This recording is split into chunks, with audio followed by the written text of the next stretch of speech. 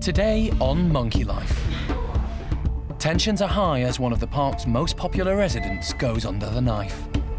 Whether you think it's a perfectly fit, healthy animal or an ailing creature, there's always a risk with an anaesthetic. The ugly monkey house gets a makeover. I'm sure they'll be itching to explore it and destroy it as Stumpies do best. And Capuchin Babe goes cherry picking.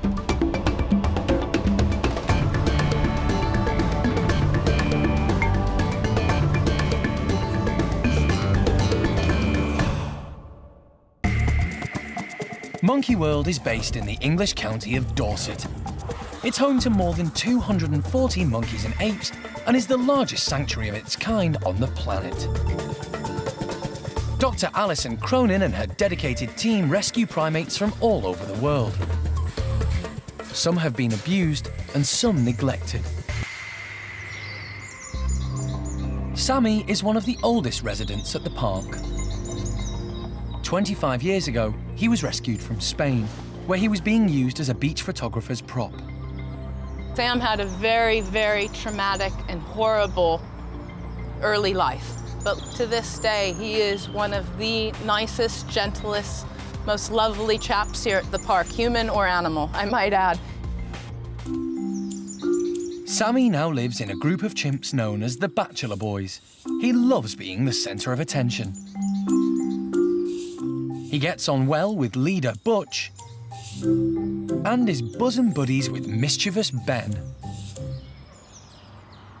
Over the years, he hasn't had many health problems, but ever since he was rescued, he has had a characteristic lump on his chest. It's an enlarged throat sac. Every now and again, Sammy has to have an operation to drain the fluid out of it. If this fluid was to become infected, it could be dangerous for Sammy. Every time they breathe in, the potential is to aspirate bacteria from their infected sac deep into the lung. Recently, Alison has noticed that Sammy hasn't been as well as the other chimps. Over the last year, Sam's been getting more colds than usual, and when the others get a cold or a runny nose, Sam gets a really... Good morning, Ben. Whenever the others just get a slight runny nose, Sam gets a really big chest infection. So it's been decided that Sammy needs another operation. But wildlife vet John Lewis is concerned. I could, by opening the sac and withdrawing all that material, simply create a route by which bacteria can get in and convert the sterile pus into something a lot more sinister, bacterial pus. And that again could threaten his life. John hasn't made the decision to operate lightly. You have to anaesthetise them to do it, and there's always a risk with an anaesthetic. Whether you think it's a perfectly fit, healthy animal or an ailing creature, there's always a risk with an anaesthetic. So if you don't have a good reason for doing it, you shouldn't do it. Sammy has already been sedated to calm him in preparation for his anaesthetic. The next step is to dart him, but this can be distressing, and it's not something any of the team look forward to. However, animal director Jeremy, who knows Sammy very well, decides there could be another option. I've given the drug to Jeremy. He's going to hand inject Sammy because A, he's quite an amenable chimp, and B, he's been tranquilised a little bit. And if he can do that, that's far better than darting. It's less traumatic, it's less stressful, and the last thing they want to see when that's happening is a vet. So we're well out of the way. Jeremy has managed to successfully inject Sammy, and the anaesthetic is taking effect, so the chimp is loaded onto a stretcher.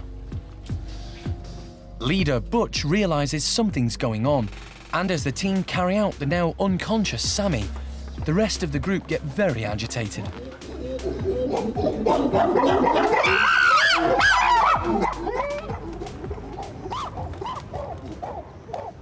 Once a primate is knocked out, time is of the essence. John doesn't want Sammy under any longer than he needs to be. First, they X-ray Sammy's chest. OK. Thank you. Then John shaves Sammy's enlarged throat. This helps to reduce the risk of infection and will allow John to work more easily. You can see this large swollen area here. That's the air sac that's full of, feels like sort of slightly doughy liquid. So we're just taking x-rays of the chest to see if there's any evidence of chest infection, or in fact, how far this spreads. The sac we were talking about isn't just here. It extends under these muscles and comes out in the armpit. So we just want to be sure we haven't got sort of this material pass in other places. This is semi-liquid. We'll drain it, see what we get. Like Sammy, all primates have throat sacs. Some are larger than others, and some are used more than others. There are several species here at the park that have very obvious throat sacs, and probably the one that's most obvious is the Siamang gibbons. You can see very clearly that whenever they're calling, that throat sac inflates up underneath their chin to almost twice the size of their head. And basically, it's a glorified boombox. It's taking that call of theirs that goes over the larynx and just pushing out the sound so that the Siamang call really projects out there. The orangutans, that's another species that has a very large laryngeal throat sac. You can actually even see it when it isn't inflated. It sort of hangs almost as a fold of skin down around underneath their chins. And it's important for calling because the male orangutans, when they're out in the deep forest, often do these great calls, which are really sort of low resonance, very loud, and they travel great distances. We humans have throat sacs too. You can feel it on yourself. When you suck in and you see that indent around there, that's where the throat sac would have been, is around that anatomy of the voice box. But because of our social system and the way we've evolved, that's sort of gone away because we're not having to shout out from the tops of treetops to neighbors. We're very gregarious animals, and therefore we communicate with each other one-on-one, and there isn't such a great a need for great distance communication. And for the same reasons, chimpanzees don't need throat sacs either, because they too live in large social groups. While Sammy's having his operation, there's a hive of activity elsewhere in the park. The Stumpy house is having a makeover. Stump-tailed macaques, affectionately known as ugly monkeys, come from Southeast Asia. They have strong characters and can be a little grumpy. Unlike most other primates, they spend a lot of their time on the ground. These Stumpies came to Monkey World in 2000, after being rescued from a laboratory in the UK. Many had lived on their own in small cages and had been used to test asthma drugs. Some had been there for up to 20 years.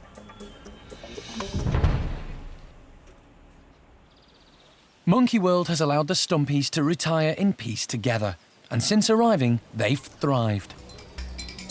But their enclosure needs to be adapted, as the residents are rather elderly now. They're all getting on a bit, and a lot of them have sort of got prematurely aged from their sort of previous lives. So what we're doing is putting some nice big platforms in with some ramps, because they're not the most agile or athletic. They're not going to go bouncing around and jumping from branch to branch. We've got Scott, who's always been in charge of the group. He's very much the dominant male. He doesn't really do an awful lot. He sits around, eats lots of food, and he's much bigger than everyone else. No one's going to mess with him. David has a big saggy tummy left over from being very overweight in the past. We've got Sam, who's very, very paranoid. He doesn't like to think he's missing out on anything, to the point that he does miss out on something because he's so busy worrying that he will. He's very, very fond of Gerald, who's the lowest ranking male in the group. Keeps very close eye on him, but it works quite nicely for Gerald because it means that if anyone gives him a hard time, Sam soon steps in and sorts them out. With Jonathan, who's very, very distinctive, he's the one with no hair. Basically, everyone's over-groomed him over the years and they've pulled all his hair out, and we have to put sun cream on every day. Just at the moment, the Stumpies are having to spend the time inside while we do their enclosure, but I'm sure they'll be itching to sort of get back out and explore it and destroy it as Stumpies do best. Is in no order. Over at the hospital, Sammy's X-ray is normal. John listens to his chest. No abnormal sounds there. It's safe to proceed. I'm just cleaning the skin. I'm going to put a very large needle through the skin and try and suck out contents of this sac. Jeremy watches anxiously. He has a special relationship with many of the primates at the park. So if we go through there and in. First, John takes a small sample of the pus-like fluid to see if it's infected. My guess is that's sterile. If you notice, there's absolutely no smell to that at all. And generally, if they're infected with the normal bacteria, the gram-negatives and all the rest of it that inhabit these sacs, it smells, and it smells bad. What we're not about to do is we're not about to open that sac No, up no, no. and explore why, because Well, I suppose if it's academic been infected, intro. it would be worthwhile. If it's infected, that's a different conversation. John removes an incredible half a pint of pus. And sound effects. Almost done. And with the fluid gone, Sammy's throat sac returns to its normal size. We've removed all the material in there pretty successfully. There's probably a smidgen, but no more. He just has what they call sterile pus. No bacteria, just dead cells, basically. In there, something's irritating it, but it's not causing anything sinister. To seal the wound, John applies medical glue because he knows Sammy would pull a stitch out. He's ready to go back to the bachelor house, but he's not out of danger yet. He's still unconscious and needs to wake from the anaesthetic. John keeps a careful check on his pulse. Sammy's bachelor buddies are agitated. They don't know what's happened to him. Alison tries to reassure them.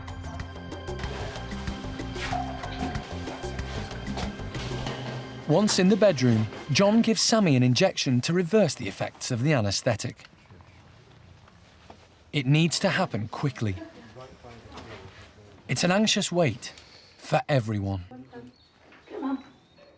So far, he's shown no signs of coming round. So Jeremy tries a technique he's used many times before. He tickles his nose. And Sammy begins to stir, so it's time to beat a hasty retreat. A woozy 77-kilo chimp is likely to be a little unpredictable.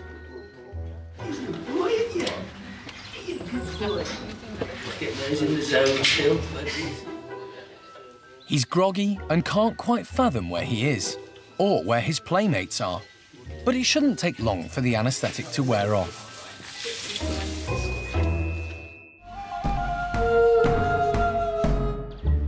The Stumpy house makeover is complete, and the elderly residents seem very happy with the alterations. Jonathan decides to have lunch on the new walkway, while Paddy, the oldest and the most agile in the group, tests out the new structures. Low-ranking Phil keeps away from the others using the new climbing hoses. But Gerald prefers to stay at ground level. These contented old fellows will soon be joined by another group of Stumpies. Alison has just been asked to rehome 10 more from a laboratory in Scotland. The guys that I've just made arrangements for were actually kept with these guys several years ago. So it might be that some of our boys here, David and Jonathan and the others, might actually know and recognize some of the 10 new stump-tailed macaques. But Alison and her team will have to build another home for the new residents. Because they're coming from a lab, they can't all be put together at once. It's not possible to take all of these guys if they've been individually housed all of their lives and just put them back into a social group. You have to have facilities with individual bedrooms where you can start introductions and increase them in size. You can see with a lot of these guys, they've got cage paralysis. Those hips, as Phil just walked away, are almost frozen in a semi-bent position, and that's from spending years just sitting in a very small cage with limited movement. If the new guys aren't able to climb terribly well, you just have to make sure that you give them the right structures and climbing frames so that you encourage them to get off the ground to find their head for heights again. So it's a little bit about working with them both mentally and physically, and knowing what we know. Hey, you, I know, I see you, I know. No, you can't have my hand. I'm not gonna give it to you, Gerald. Alison hasn't met the new Stumpies yet, but is hoping they will adapt to their new environment as well as these old guys did. When we first got these guys, Jeremy could walk up to them and simply say, turn round. And they were so trained and institutionalized from the laboratory that they would simply reluctantly turn around, prepared to take an injection. Jeremy walked in 1 month after them being here and said, turn round, please, and he got smacked. And actually, we all cheered, yay, because it showed that they were confident enough in their new environment and in themselves that they could object. I know it sounds silly, but it's exactly what we're looking for. They're behaving like macaques again. It's hoped Alison will be able to go and collect Monkey World's new residents over the next few weeks. As well as Stumpies, the park has rehomed many other primates from laboratories, including squirrel monkeys, marmosets, and more recently, capuchin monkeys. Whenever they can, the team encourage the residents to live as they would in the wild. They do this by giving them a variety of enrichment. Today, Debbie's group of capuchins are getting cherry browse. We've made it a little bit harder for them just to help sort of stimulate them a little bit more. Being in captivity, they do get all their food given to them, so this makes them work a little bit harder like they would in the wild. Capuchins see in colour, so it doesn't take them long to spot the bright red cherries.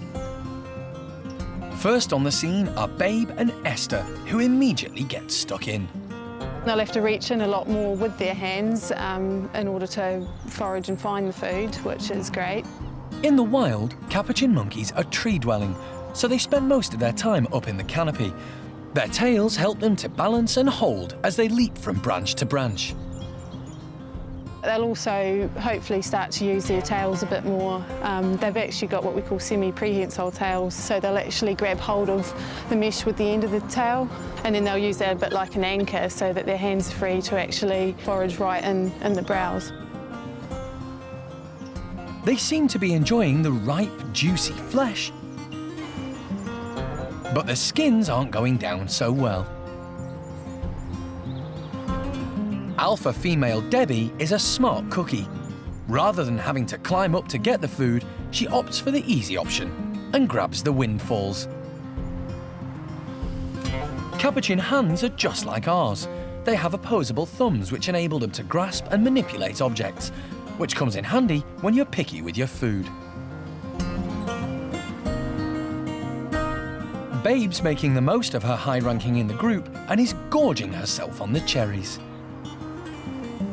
In her haste, she drops one, much to low-ranking Ginger's delight. Babe's had her fill of the sweet stuff and looks for something a little more savoury. How about some clover? Or perhaps a dandelion?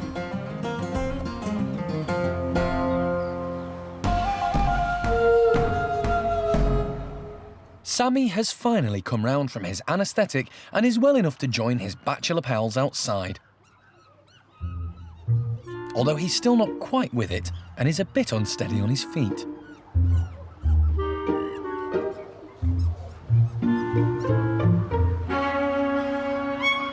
Paquito is the first to come and welcome him back, but is a bit unnerved by the strange medical smells coming from Sammy.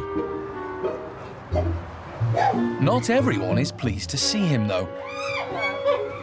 Buxom is the first to kick off.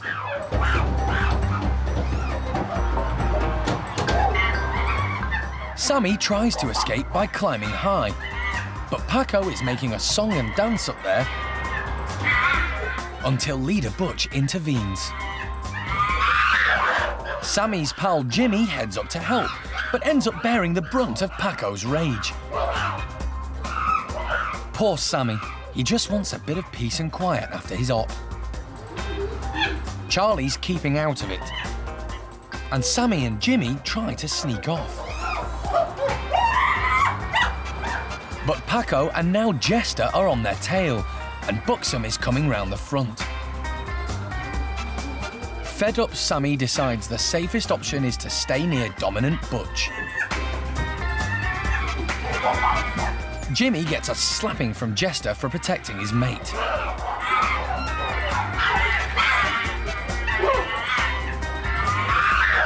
And Buxom and Paco once again round on Sammy, who's now exhausted. Jimmy comes to the rescue again by trying to make peace with Buxom. That gives Sammy the chance to get away. He's still feeling groggy and can't be doing with this monkeying around. Fortunately, Jimmy's intervention seems to have calmed things down.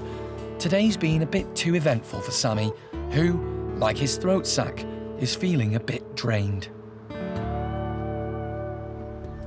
Next time on Monkey Life, Alison meets the park's new ugly monkeys. Good girl. And it's weigh-in time for O'Sheen. What, you want me on there as well? That can make you look even fatter.